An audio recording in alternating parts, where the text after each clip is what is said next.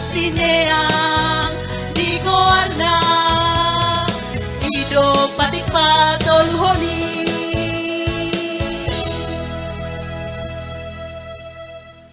Tita ketiga, jangan menyebut nama Tuhan Allah dengan sembarangan, karena Allah akan menghukum orang yang menyalahgunakan namanya.